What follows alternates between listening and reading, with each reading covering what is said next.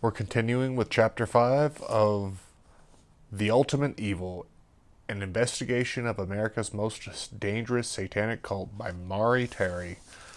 The final countdown. Stacy Moskowitz and Robert Violante were rushed by ambulance to Coney Island Hospital and then promptly transferred to Kings County Hospital because doctors believed their severe head wounds would be better treated by the team of neurological specialists there. As word of the attack filtered rapidly through the mega grapevine, a host of television, radio, and print journalists converged on Kings County, while others hastened to the Shore Parkway shooting site. The scene at the hospital was one of pandemonium. The News' Jimmy Breslin and later Steve Dunleavy of the Post, both of whom were prominent in the Son of Sam reportage, joined the crush of reporters jamming the corridors outside the emergency room. The three television networks and their New York flagships sent crews to Kings County, as did local TV outlets WR, WPIX, and WNEW. The Associated Press and United Press International dispatched representatives who melded with reporters. From Time and Newsweek, both National Review weeklies had already devoted substantial space to the 44 killings, and would do so again.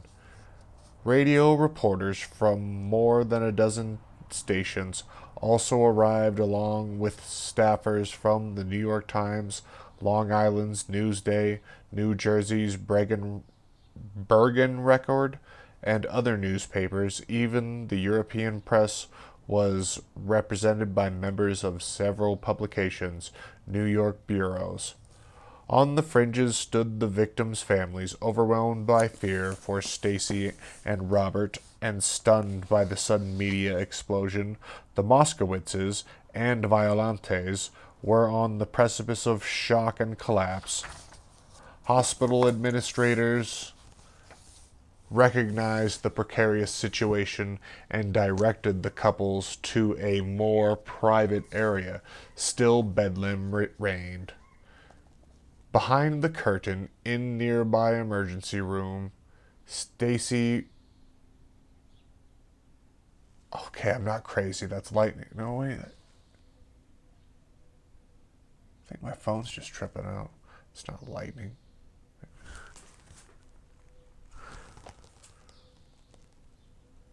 Behind the curtain, near the nearby emergency room, Stacy remained conscious, frequently calling out in pain for her mother.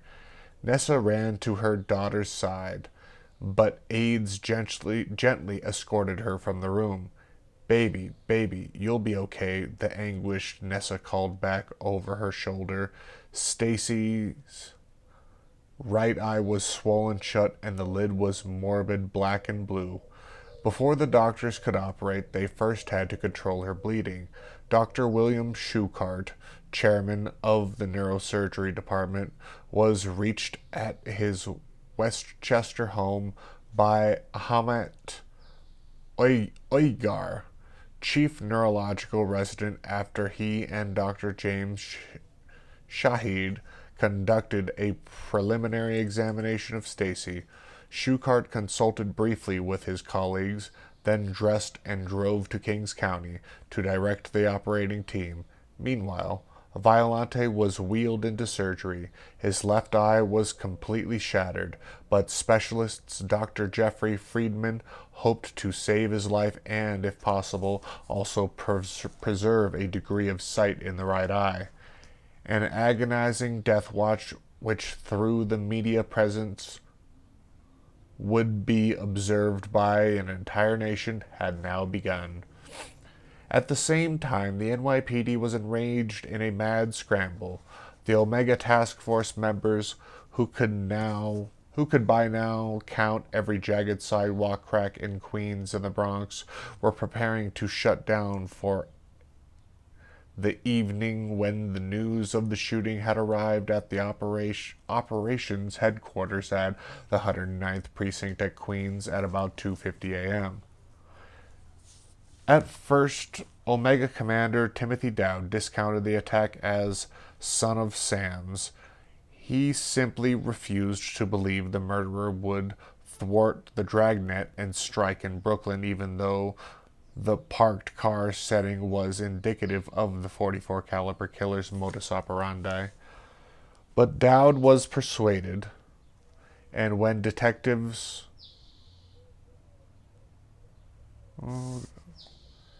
But Dowd was persuaded when detectives on the scene radioed that the bullet hole in the Skylark's steering column was large, consistent with that of a .44 slug.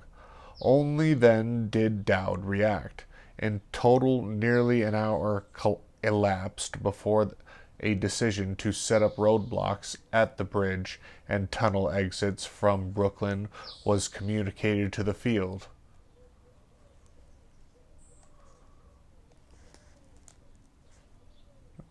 Okay, I gotta read that over. In total, nearly an hour elapsed before a decision to set up roadblocks at the bridge and tunnel exits from Brooklyn was communicated to the field.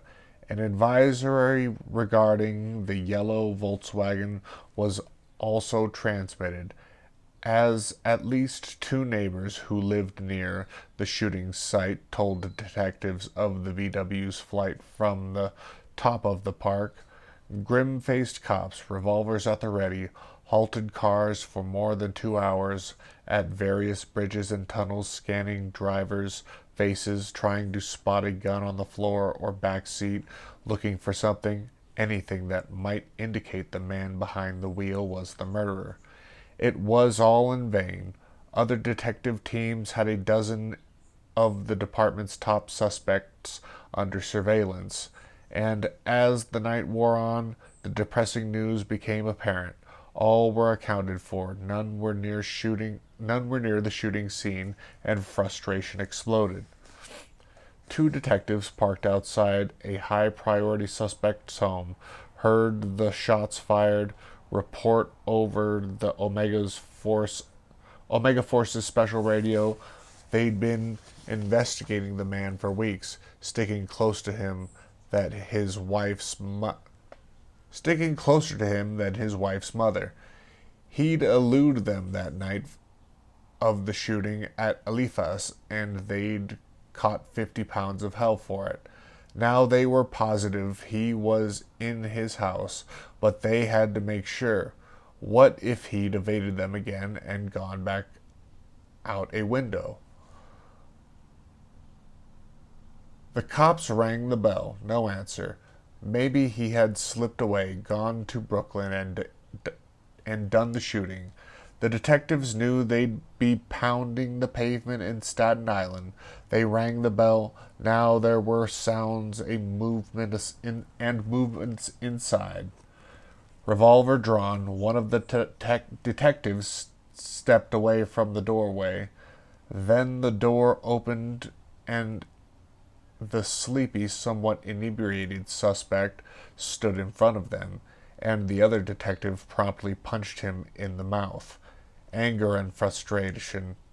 It was the worst of all nights of Operation Omega. The Omega detectives were good professional cops, among the city's best. Many worked long, grueling hours and volunteered even more time than that. Some suffered family and personal crises because the case was so demanding, time-consuming, and obsessive. Personalities changed. Resentment simmered until anger boiled over, sometimes at home, sometimes on the job, sometimes in the smoky, beer-charged atmosphere of a neighborhood bar in Queens. As dawn broke on July 31st, 1977, it was a sour summer day. The police were back at square one, no closer at snaring the killer than they'd been in July 1976. At Fire Island, we awoke at 9 in the morning on July 31st and heard the news of the shooting on the radio. "Brooklyn," I exclaimed to George over breakfast. God damn it, the basement went into Brooklyn. This guy's one smart son of a bitch, he replied. You've got to wonder if they'll ever catch him now. What's that? 13 victims? It's unreal. How much can they take over there? The city must be going nuts. Eyeing the kitchen clock, I hurried to meet the 10 a.m. ferry which carried the morning newspaper. The trip was hardly worth it, since the attack occurred after the newspaper's deadlines, recap stories, and updates in the task force were all that appeared. The Times, its foot firmly in its mouth, reported that the killer's warning of an anniversary attack had gone unfulfilled. Probe fix ring in my New York court was the Daily News's page one banner. The murderer had rendered the paper obsolete before they were delivered. So radio and TV became the main news source of the day at the beach. Robert Violante survived his surgery. His life had been saved, but the doctors who knew going in that his left eye was gone, were guarded in their prognosis for the right one, through which he could only distinguish a gray haze of light. The surgeons hoped that the faint glimmer indicated he might regain at least a semblance of vision in the right eye, but they weren't optimistic. Operation Shoecart and his team performed on Stacy had at best a remote chance of success. One slug had grazed her scalp, causing minimal damage, but a second bullet entered the left side of her head and traversed downward through her brain before embedding in the base of her neck. The damaged brain portion, which influenced motor functions, was removed in the course of a heroic 8-hour operation. Her condition was stabilized, but the surgeons knew the outlook was bleak.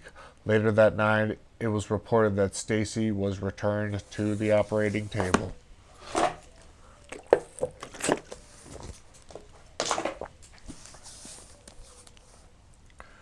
There was no deadline problems for the newspaper on Monday. August, number 1, 44 killer shoots 2 more, wounds BKLYN couple in car despite heavy cop dragnet. 12th and 13th victims of Sam. The Daily News proclaimed the Post seizing on comments from David and Commissioner Michael Codd truthfully but sensationally shouted across the page, "No one is safe from Son of Sam." The Times also displayed the story prominently on its front page and continued with extensive coverage inside. The news picked up on the yellow VW, but only vaguely, saying merely that 2 witnesses reported the killer fled in such a car. The paper did have a German side, the story about Michelle Michaels, whose real name was withheld, being followed by the man in the yellow car, as she rode her bike shortly before the shooting. The news seemed confused, mentioning again, as it had in its lead article, that other witnesses saw a VW flee. The first inklings of a second car were there, but the paper didn't know what to do about them, and the police, normally very cooperative with the press on the 44 case, weren't about to help. Not this time. The VW chase and other important information would be kept from the public. The Post included a scene map in its layout, correctly showing the escape route through the park to a car waiting on the opposite side of the street. They'd drawn the killer's auto 1 block too far to the north, but were in the right arena. These points are mentioned because when the arrest occurred 10 days later, no one carefully studied the scene or investigated inconsistencies in the announced police version of the events of that night. 3 words can sum up the police investigation. In the wake of the Brooklyn attack, Volkswagen, Volkswagen, and Volkswagen. Out of the public eye, this was the entire focus of the probe, along with interviews of Alan Masters, Violante, Tommy Ziano, and the Vignotis, and later Casilia Davis, in an effort to arrive at an accurate composite sketch of the killer. It would be a hectic and confusing week for the police, who themselves would be shocked by the arrest of David Berkowitz on August 10th. The attack had occurred in the 10th homicide zone. Normally, the detectives from the 10th would have been absorbed by the Omega Task Force, and indirectly they were. But for the most part, Dowd and his assistant, Captain Joseph Borelli, with the concurrence of the PD's top brass, allowed the 10th a free hand while the Queen's detectives began investigating new suspects from the deluge of tips that were now flooding the 44 hotline number at a rate of thousands of busy signals per hour. In the aftermath of a major crime, it is routine to check traffic tickets in the event the perpetrators happen to receive one, and because a witness might be located among those cities at the approximate time of a given incident. A police supervisor claims that sometime during the morning of July 31st, the 2 sector officers, Cataneo and Logan, were asked if they'd handed out any tickets in the vicinity of the assault. Both had responded to the scene and to the hospital and were drained, allegedly. They replied they hadn't written any summonses. When of course they had done so. The 2 officers later acknowledged they had no recollection of writing any, but have been unclear as to whether or not they were asked if they had. The tickets wouldn't be found until August 8th. It is possible that no one checked for summonses. It is also possible that Cataneo forgot to submit them until later in the week, or it may have happened that he had inadvertently left the ticket book on the patrol car, where it was later discovered and turned in by another officer.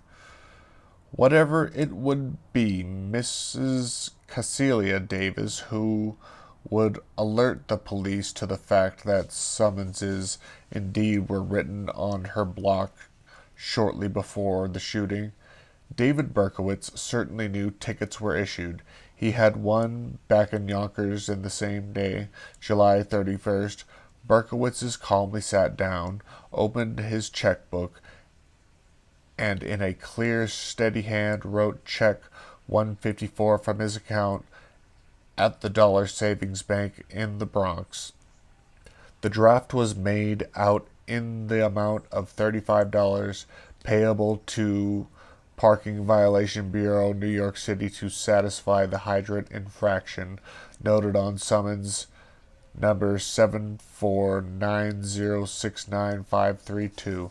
Berkowitz inscribed the number of the citation and that his license plate 561XLB across the top of the check.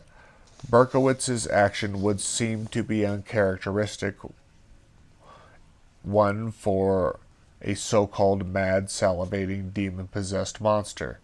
As police would have liked the public to believe, to take just 2 hours after allegedly gunning down 2 young victims with the clamor of infernal deities pounding in the brain. Berkowitz mailed the summons and the check, which was cashed on August 4th. by the city of New York. But still on July 31st, police officers and detectives from the 62nd Precinct canvassed and Burnhurst neighborhood, jotting down the license plate numbers of some 200 cars in the immediate vicinity of the shooting. This was done on the chance the killer fled on foot, leaving the car behind, or arrived in one or the other, or had arrived in one auto and left in another already waiting for him. With the intention of returning for the second car, the canvassing also was a way of locating potential witnesses. In addition to loggings, licenses, the detectives knocked on doors in the area. In doing so, they met several key witnesses, including the Vignotis, Donna Brogan, Mr. and Mrs. Raymond, Mary Lyons, Paula and Robert Barnes, and others. Gradually, a picture began to develop. I need something to drink. Oh my God. The fire out here, making it dry.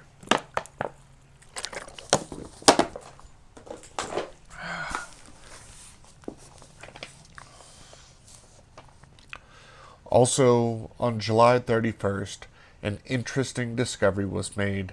A few miles east of the shooting site, a map was found in a phone booth at a mobile gas station at Flatbush Avenue and Avenue U. According to a confidential police report, the major access routes in Bensonhurst, Sheepstead Bay, Flatlands,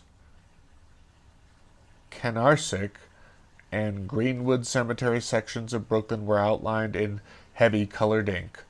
The Benhurst section, which is outlined in red, has a number 1 pointing to the spot near where the commission of this crime took place. The other neighbors mentioned surrounding Burnhurst and the number 1 coincided with the time the yellow VW arrived there with its 2 passengers. The map's presence in a phone booth implied a telephone call to someone, perhaps a conspirator, perhaps not, but the police weren't looking at a conspiracy angle. And with the avalanche of reports coming in, it is likely the potential relevance of the map was overlooked. Berkowitz, incidentally, would later admit to begin within 2 blocks of that gas station the night of the attack. The next day, August 1st, Alan Masters came forward to Detective Roland Cadieux and Sergeant Gerard Wilson and told of the VW chase. He was questioned a second time by 3 members of the 10th Homicide, Detective Ed Zigo, Detective John Falotico,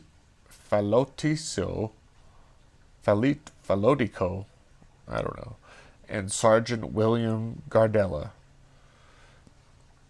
Armed with Masters' information, other detectives traced the escape route at Independence Avenue, the narrow one-way block through which the cars sped in the wrong direction.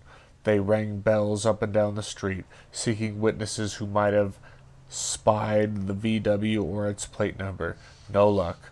Continuing on, they arrived at nearby Fort Hamilton, situated off the Belt Parkway. On the route Masters said the VW traveled there.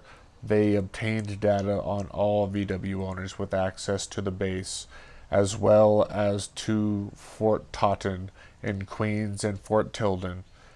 The U.S. Coast Guard was then contracted as police attempted to learn shipping schedules along the Brooklyn and New York waterfronts on the theory the VW driver, son of Sam, to the police might have been a merchant seaman.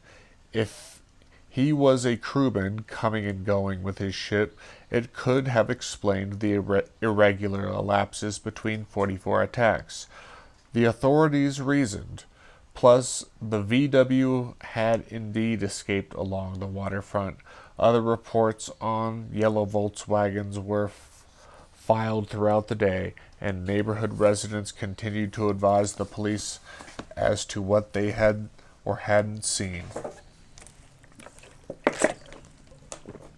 Tommy Ziano, who gave his first statement to Detective John Felatosio on Shore Parkway 40 minutes after the shots were fired, was questioned again at 1:30 that afternoon. His description of the gunman was consistent, concise, and his recollections were vivid. He was one of the best witnesses the detectives had to work with in the 44 case. Ziano was placed under protection and housed in a motel across the Verrazano Narrows Bridge on Staten Island.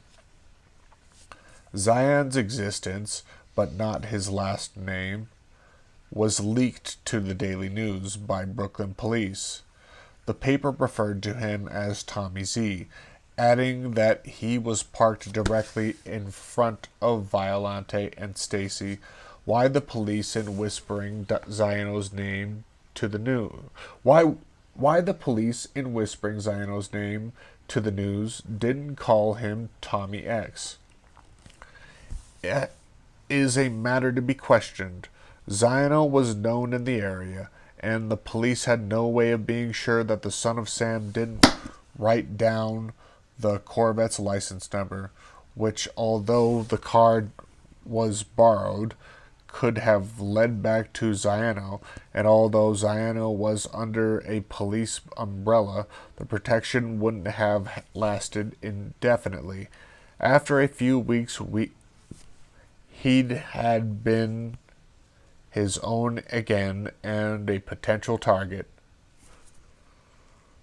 My God, there's so many fucking flies out here. This is crazy. That wouldn't be the only time the 10th Homicide Detectives played roulette with a witness. Calicia Davis would endure the same experience a week later. The blinded Robert Violante was himself questioned in the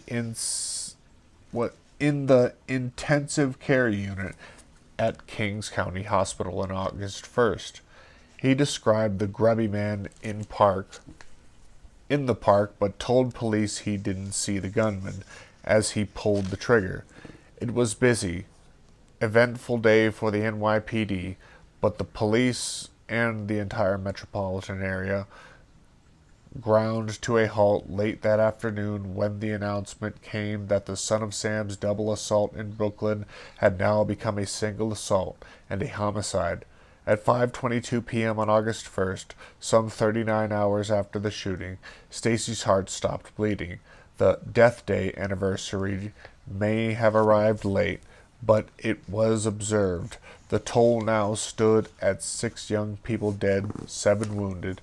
With the announcement of Stacy's death, the lid blew off New York's already boiling pressure cooker.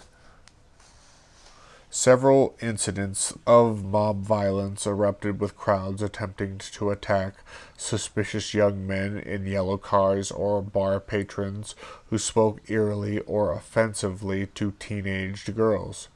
In Brooklyn's Sheepstead Bay section, a group of vengeful tavern customers rushed into a street police arrested a man who sat with 2 revolvers on a yellow car, screaming and shouting, "Kill him! Kill him!" The crowd suggested at the police and suspect, whom they believed was son of Sam. The cops quickly handcuffed the man, flung him to the floor of their patrol car, and squealed from the block.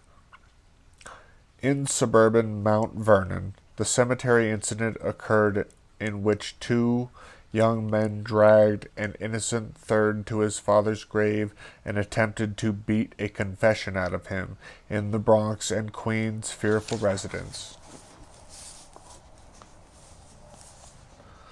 Phoned police to report sighting men dancing around the graves of two 44 victims, 44 caliber victims. Throughout the city, the situation was explosive. It was also a time of questionable taste. Vendors began hawking t-shirts which read, "Son of Sam, get him before he gets you." Another entry, stained with splotches of red dye, contained a facsimile of several paragraphs of the Breslin letter, and a rock group released a recording called "The Ballad of the 44 Caliber Killer." Cynics said it was a number 44 with a bullet on the charts. Now, too, the reward money was posted. Donations from the Daily News, WABC TV, and a number of corporations and fraternal organizations rapidly reached $24,000. The total would rise steadily to $40,000 by the day of the arrest. The case was now daily front page news, and the nightly TV broadcasts also hammered hard at the story. In City Hall, Mayor Abe Beame was feeling intense heat. The Democratic primary was barely a month away, and the city was blowing up around him, and was at the core of a national media storm. He was already trailing Ed Koch in the polls, and this 44 caliber madness, which made both of him and his police department appear incompetent, was now out of control. Rather than wearing heroes became, and the police brass were accumulating funeral wreaths, something had to be done. Trying to grasp a greased rope, Beame announced that he was authorizing an immediate rehiring of 175 of the cops who'd been laid off in the fiscal crisis. He ordered the strengthening of the Omega Task Force, and the group's ranks were increased to 300 overnight. Son of Sam had to be caught. Oh my God, it's brutal being out here.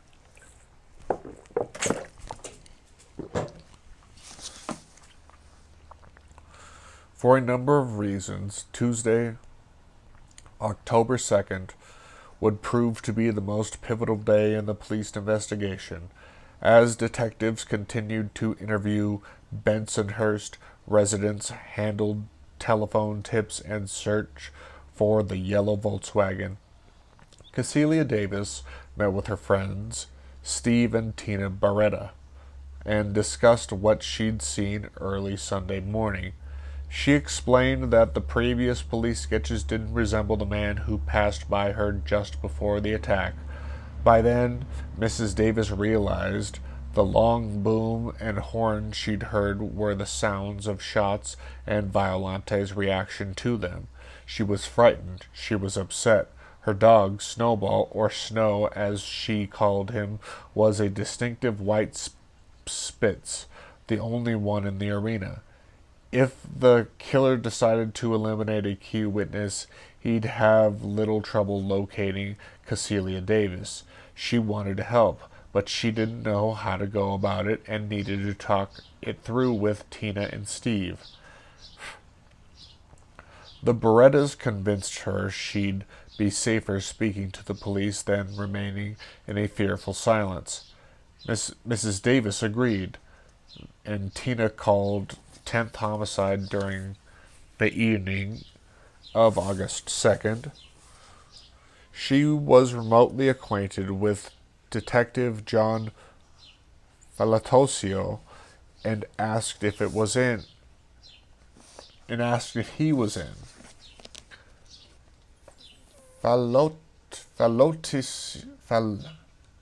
Falotosio had been engrossed with the witness Tommy Ziano and police artist William McCormick, trying to arrive at a concise sketch of Son of Sam that would join the drawings compiled from the other attacks.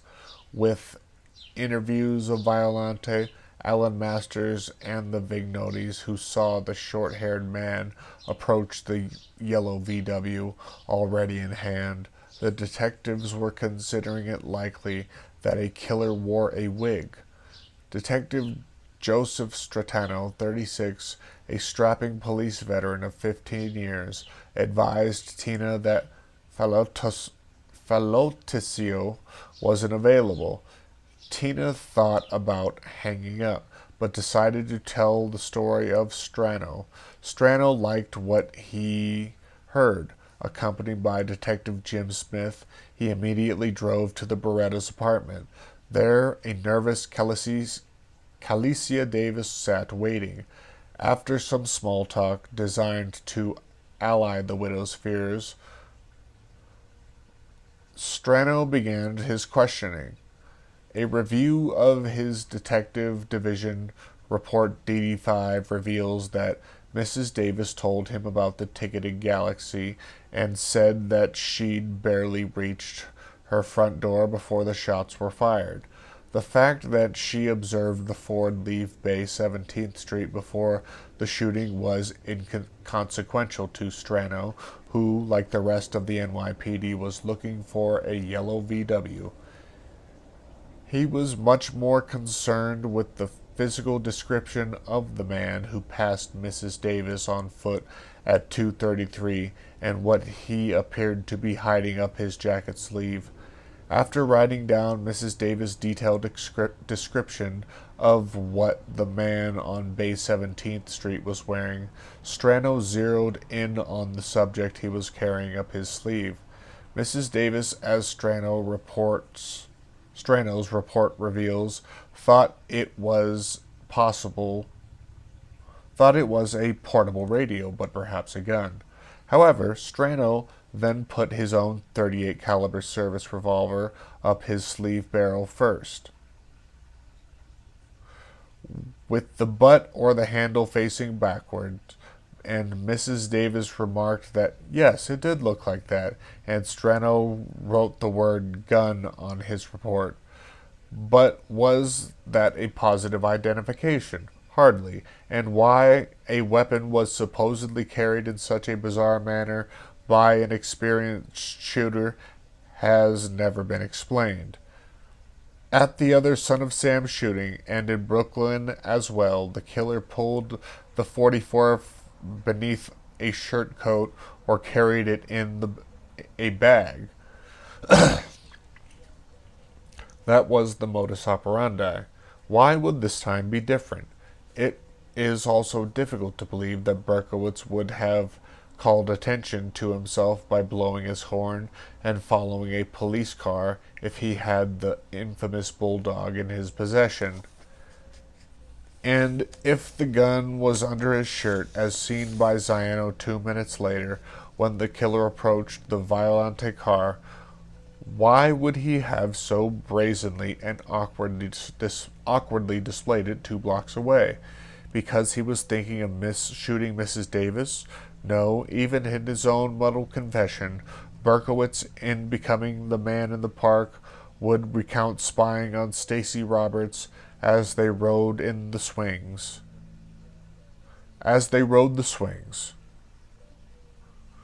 An action that occurred 12 minutes before Berkowitz's encounter with Mrs. Davis on the street. Berkowitz couldn't confess to his presence on Bay 17th, just prior to the shooting. He had to become the man in the park, the killer, in order for his confession to have the slightest chance of being accepted. He would say he was sitting in the park watching Stacy and Robert with the gun in his jacket pocket. So if he wasn't carrying a gun on Bay 17th, what was the object hidden in his rolled down sleeve? What might have been the flashlight that would be found in his car next week? A flashlight could have been used to blink an all-clear signal to a man in the park, or might have been the handheld police scanner which would be found in his apartment, or it might have been a portable walkie-talkie, although none would be found.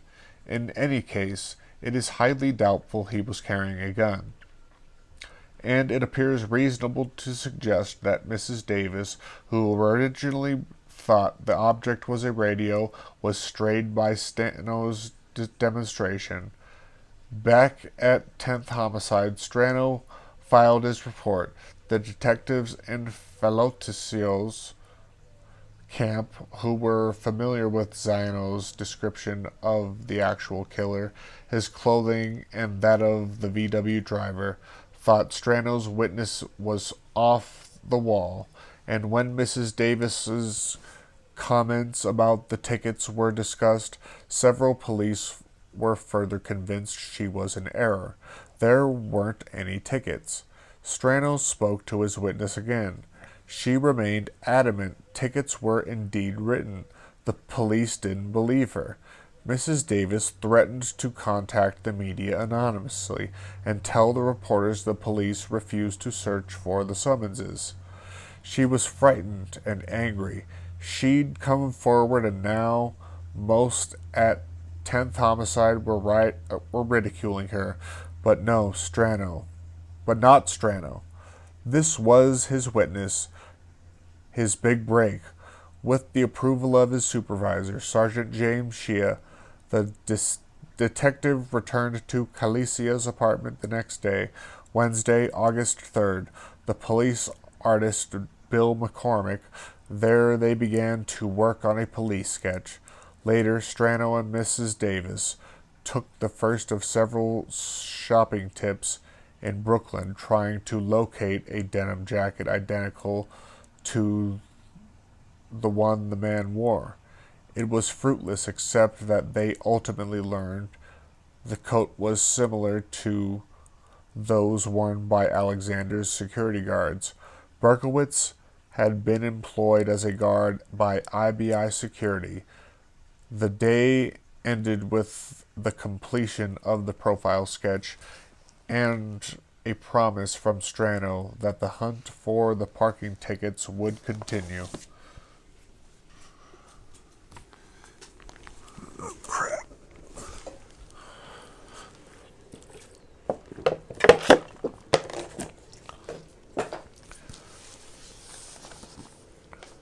It is important to remember that at no time were the summonses connected to the Son of Sam himself.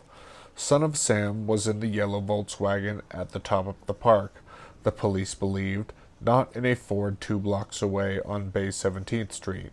Yes, a Ford was ticketed at the hydrant, and yes, Mrs. Davis said that the car later moved, but the revelation meant nothing because she didn't connect the Galaxy driver with the man who later passed her on foot, although they appeared similar to her.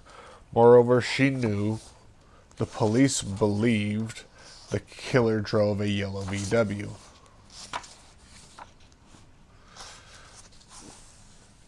Knowledge which further disassociated the Galaxy and the man on the street in her mind. The tickets were of interest to the police for two reasons. First, a potential witness might be found, and even more importantly, the discovery of the summonses would confirm Mrs. Davis's story. Their existence would guarantee that she was on the block at the right time on the right night. Without the citations, her entire story was suspect, and so the search continued. The press knew nothing of Mrs. Davis and nothing about the massive all-out hunt underway for the yellow Volkswagen. At a press conference on August 1st, Chief of Detectives John Keenan calculatingly said that the reports of a yellow VW appeared to be of little significance. Deputy Commissioner Frank McLaughlin added, "We have nothing more substantial than a general description of the killer, and possibly a yellow Volkswagen." McLaughlin also stated, "Some neighbors thought that they saw more than one car." It was a heady comment, but it wasn't pursued, Instead, the media extensively covered Stacy's death and funeral arrangements. The news, however, by virtue of another leak from Brooklyn, reported that Violante and Stacy had encountered a weird onlooker in the park shortly before the attack, and that police believed the man was the killer. The paper, quoting the police allegedly quoting Violante, said, "He kept staring at us, almost scowling, and just stood leaning against a tree or something." This was a false kernel of corn purposely planted by the police. The man wasn't leaning against the tree. He was lounging against the brick rest broom building. The real killer would know that, and if and when he was arrested, the police could use that fact as a key in determining if a confession was legitimate. Berkowitz would say he was sitting on a bench and he'd be allowed to get away with it. On August 3rd, Howard Blum of the New York Times wrote an article encapsulating the police investigation. Deputy Inspector Dowd was quoted, but he carefully avoided mentioning the VW chase or any of the numerous solid leads the police were working on. Although through no fault of Blum, who was only reporting what the police were thinking, the article actually said eyewitnesses to the various shootings provided descriptions that have resulted in 4 different drawings by police artists of the killer. In these composite sketches, the suspect is a white male between 20 and 35 years old, whose height ranges from 5 feet 7 inches to 6 feet 2 inches, and who weighs anywhere from 150 to 220 pounds. The descriptions are so varied that the police are now considering the possibility that the killer wears various disguises, including wigs and mustaches, and has gained weight to complicate further his identification. Didn't anyone think it was possible that the descriptions were so contrasting because more than one solitary gunman was responsible for the shootings? On August 4th, police artist Bill McCormick and Casilia Davis completed a facial review of the man on Bay 17th Street. Now the police had 2 sketches, front and profile, based on Tommy Ziano's description of the killer, another drawing from the recollections of the VW chaser Alan Masters, and the 2 Davis composites. The detectives sought out the Vignotis for the second time to ask again about the man who approached the yellow VW on the Shore Parkway an hour before the shooting. The young couple, the reporter says, picked out sketch 301 as being the description of the son of Sam. This clearly demonstrated that police believed the man who walked to the VW was the killer. The sketch chosen by the Vignotis was the profile sketch drawn from Mrs. Davis's description, showing a clean-cut, youngish man with short, dark, wavy hair. The difference between the man the Vignotis saw and the one spotted by Mrs. Davis Berkowitz was noticeably taller and wore a denim jacket with rolled-down sleeves, while the Vignoti suspect was clothed in a light-colored shirt with sleeves rolled up significantly. The Vignotis added that the noise of the man they saw was flatter than that of the original Davis composite. The media was clamoring for the release of a new sketch, and police officials wanted to accommodate them, but not yet. Not without the tickets, and not with the controversy raging over who saw what and whom. On August 5th, reporters Carl Pellick and Richard Gooding of the Post wrote a page-1 story under the banner headline, "Sam, Cops Get Hopeful." The article said that officials had arrived at a new, more exact composite drawing of the most wanted man, which police expect to circulate publicly today. Sources who have seen the new sketch say it bears a close resemblance to an earlier one based on a description by Joanne Lomino, and after she and her friend Donna DeMasi were gunned down November 22nd in Floral Park. That was a long-haired sketch, and the Post source was noting its similarity to the Ziano's description from Brooklyn, but the source was premature. Ziano's composite would be held back, and a combination VW driver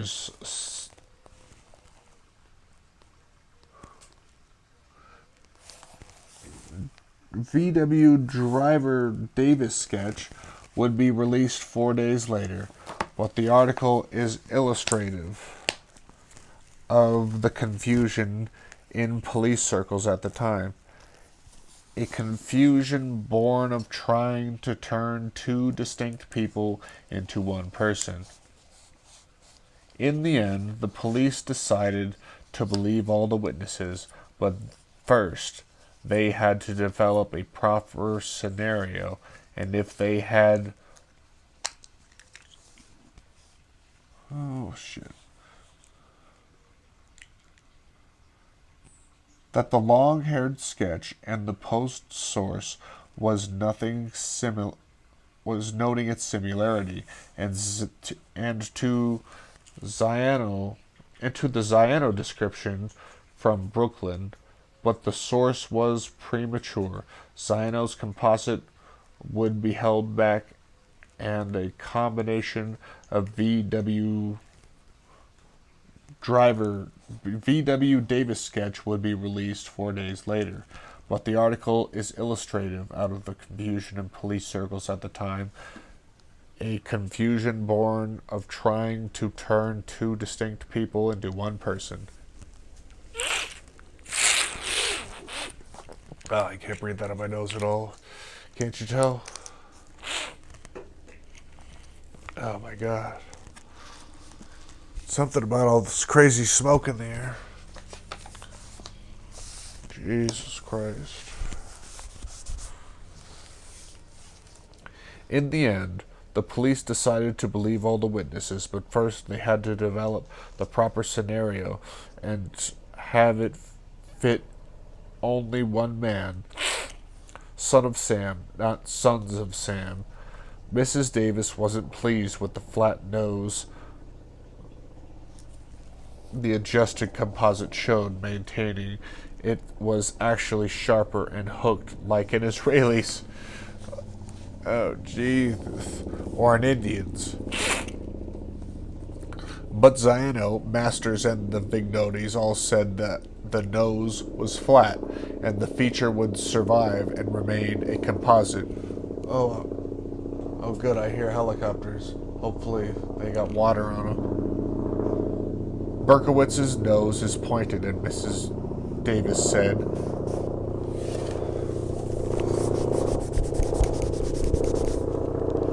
"Oh, Jesus."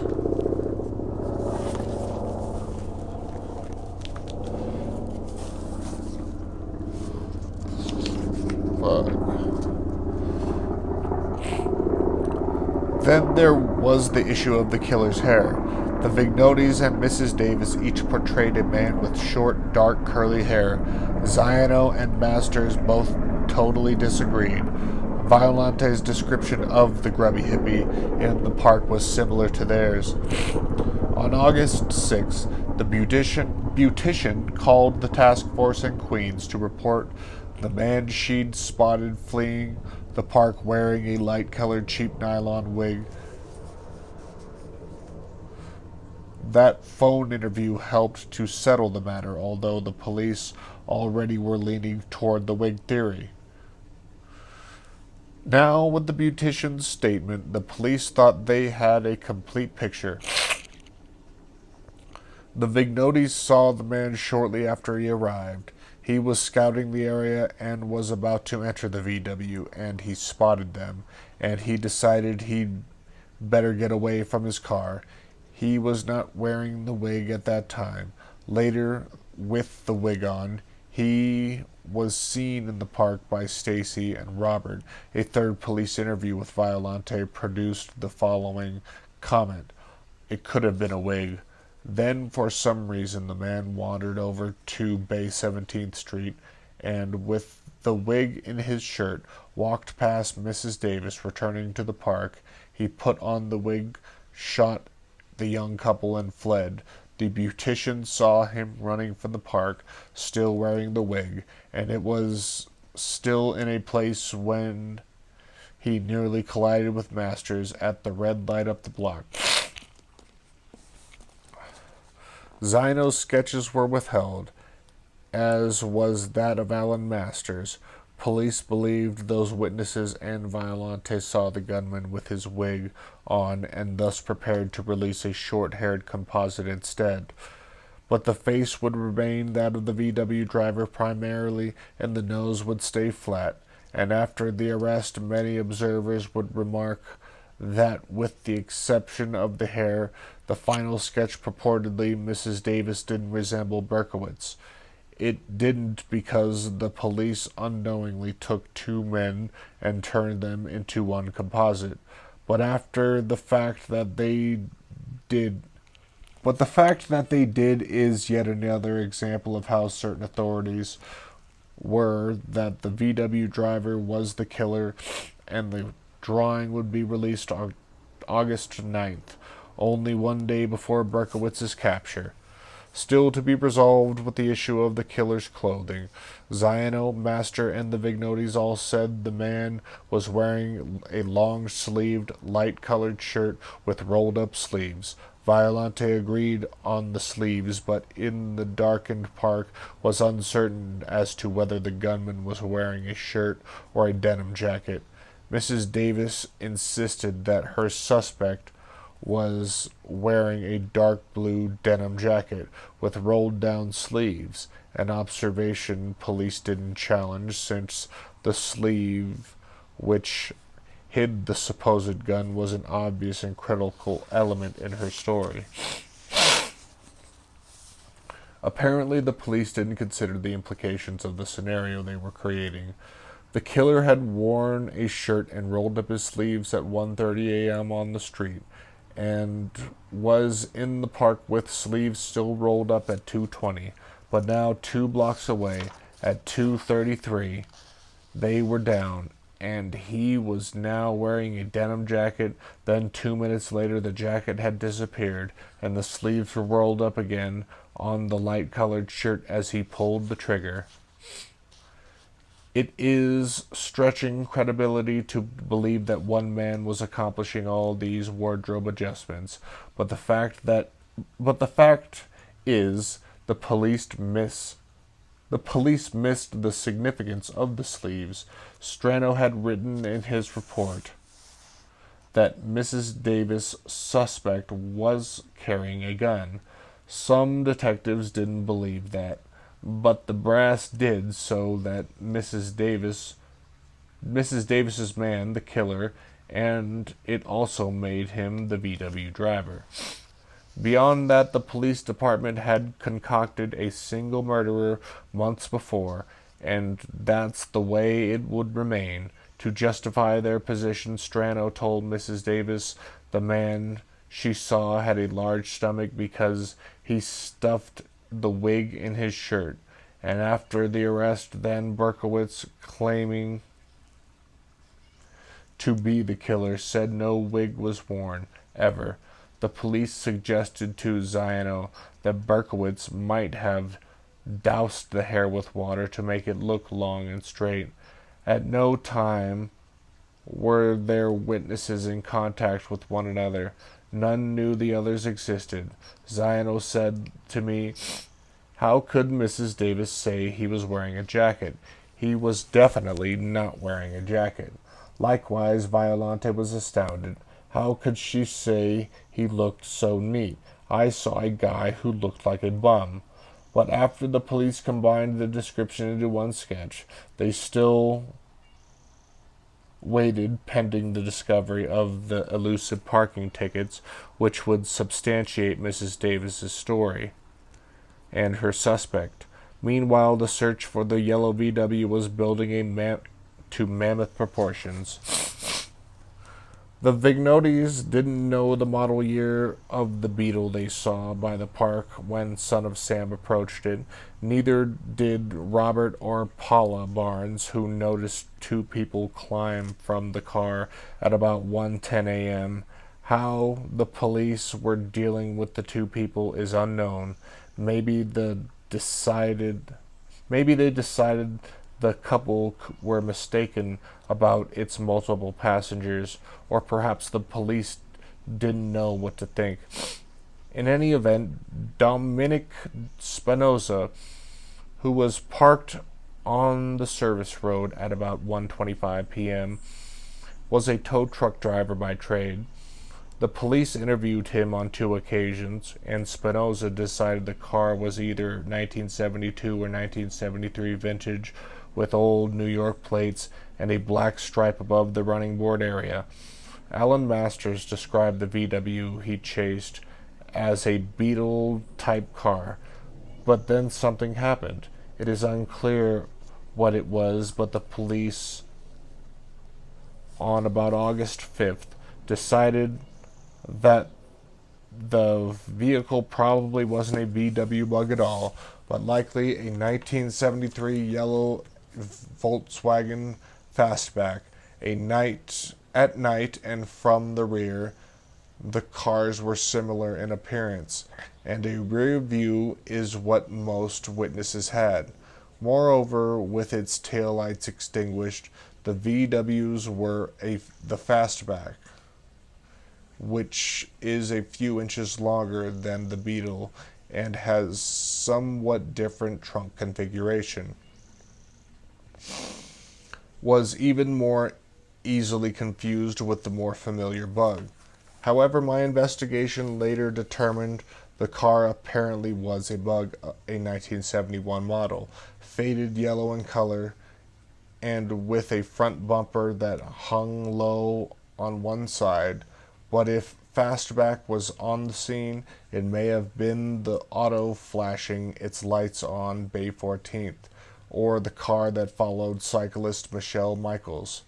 But what appears to have happened is that the police, in an attempt to learn the VW's plate number, put chaser Alan Masters under hypnosis and apparently came up with number 684, and out of the session arrived at the Fastback conclusion.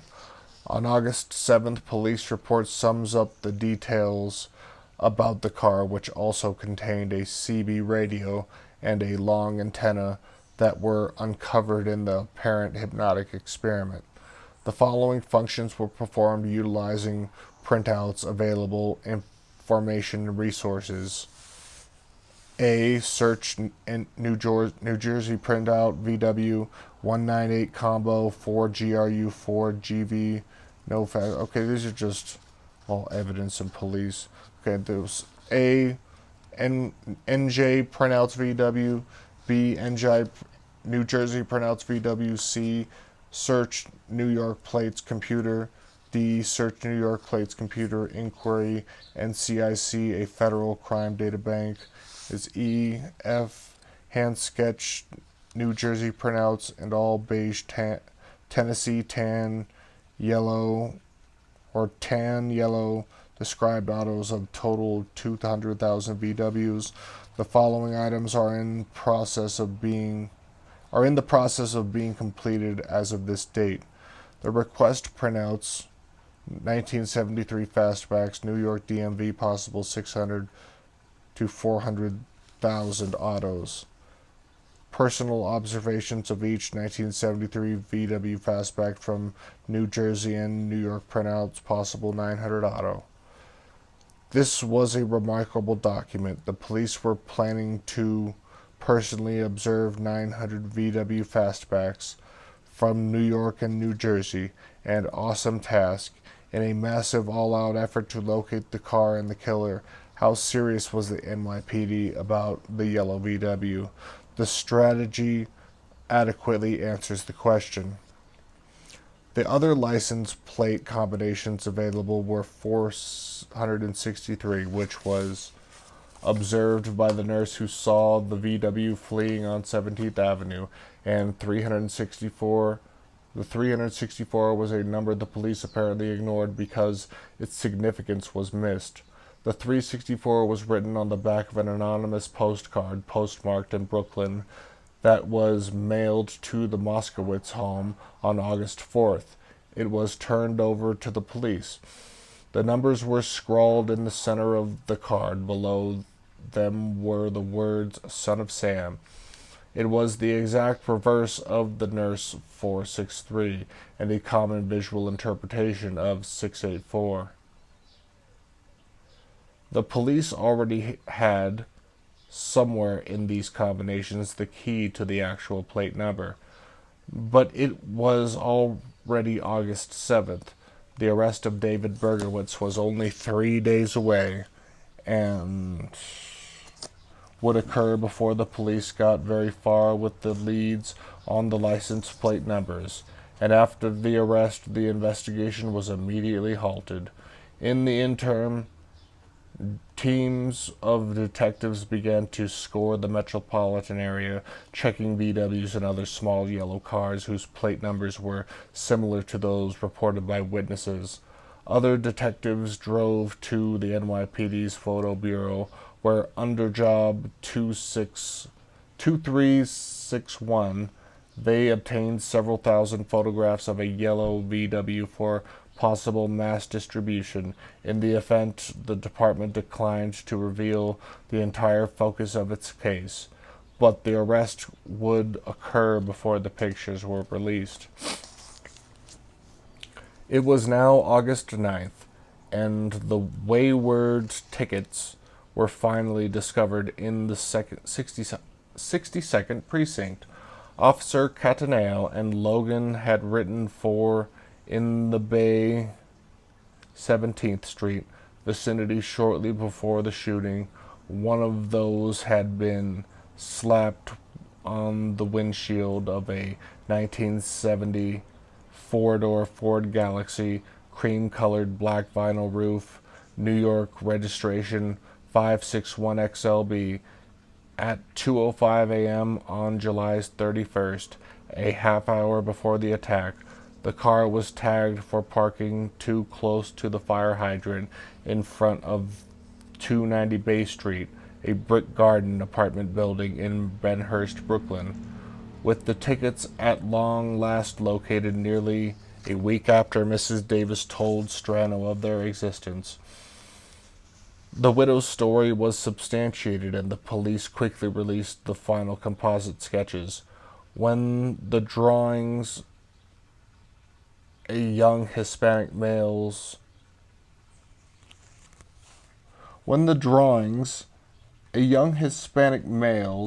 dove for cover.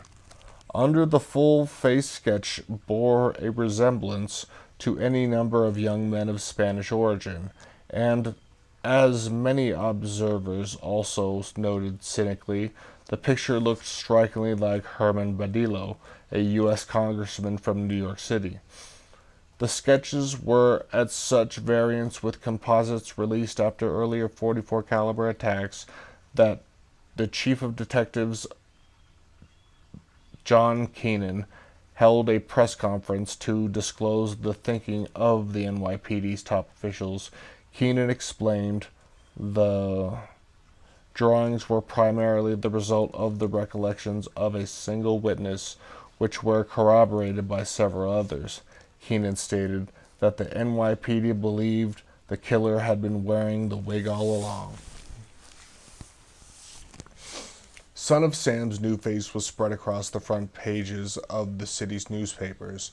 The news incorrectly reported that Tommy Z had provided the latest description and was so close to the attack that he was able to describe tiny kidney-shaped designs spaced 3 inches apart on the killer's bluish-gray Kiana shirt. Interestingly enough, this shiny Kiana shirt, which Mrs. Davis said Berkowitz had worn under his t-shirt, is in no way resemblance to the coarser uniform type gray shirt observed by Ziano Masters and Violante. This contradiction was beyond the jackets.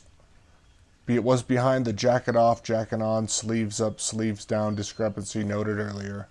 The Post was getting closer to the truth, though its own police sources responded with a banner front page story, which was headlined, "New Witnesses Saw Sam Change Wig," written by the able Carl Pellick. In the article said a new secret witness has been able to describe him without the wig or wigs. Cops now believe he's been using all along as a disguise. Police would not say whether the witnesses saw the killer without his wig before the attack or after the shooting. There were other witnesses to the Moskowitz killing who saw different stages of the attack.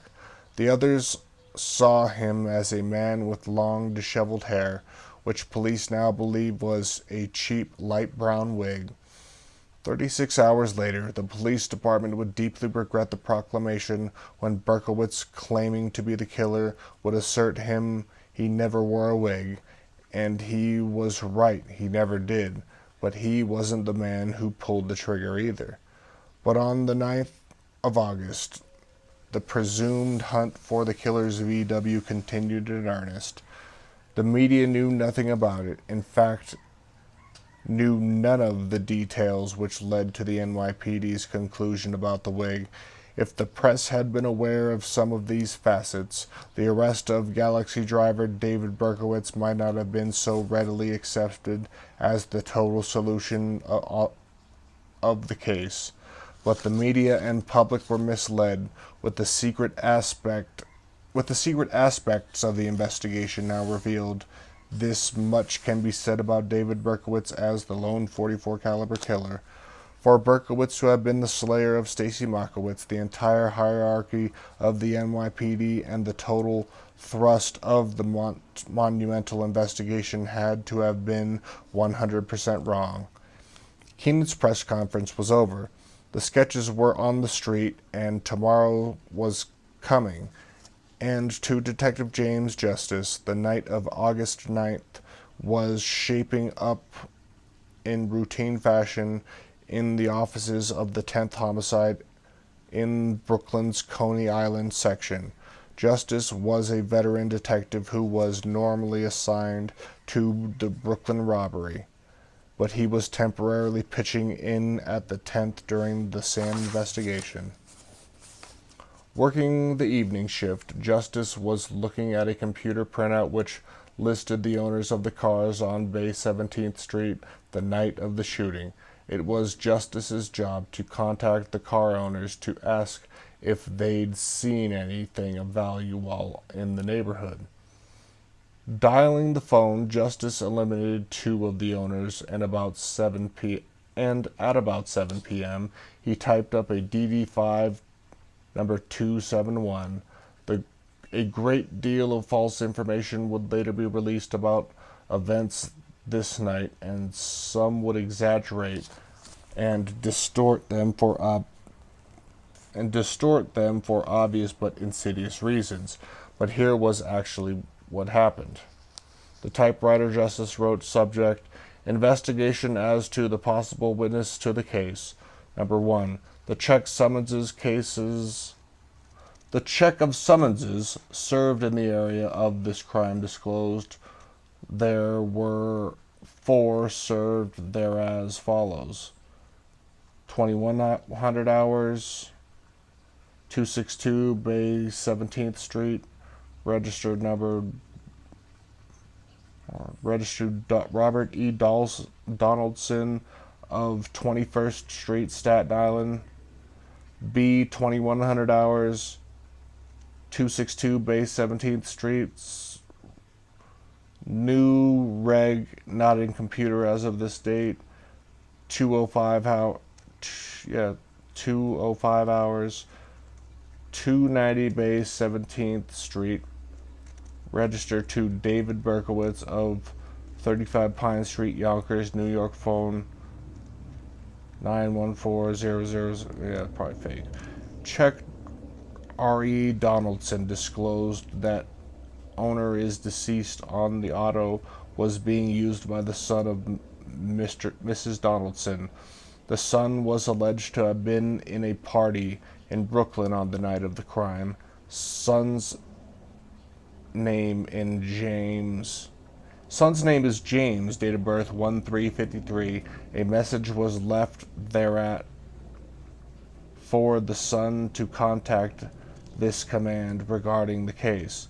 Check with Berkowitz disclosed that there is no answer on the phone. The thought of what justice might have been told had reached potential witnesses. Berkowitz is, despite the seriousness of the subject, amusing to the ponder. But that didn't happen. Instead, about 90 minutes later at 8:25, Justice called Berkowitz again. Still no answer. Justice was tired of dialing the phone, so he decided to let the Yonkers Police Department give him some assistance. Justice called the information operator and obtained the listing for the Yonkers Police Department's main switchboard. The phone was answered by a female dispatcher. Police Headquarters 63. Hello, this is Detective Justice, Brooklyn Police Department. Yes. We would like to get a notification made up there in Yonkers. Yes. All right, hold on. In a moment, Operator 82 would come on the line replacing 63. David Berkowitz was now just 24 hours from his appointment with Destiny. Whew. Bit of a long chapter. All these chapters are kind of long, aren't they?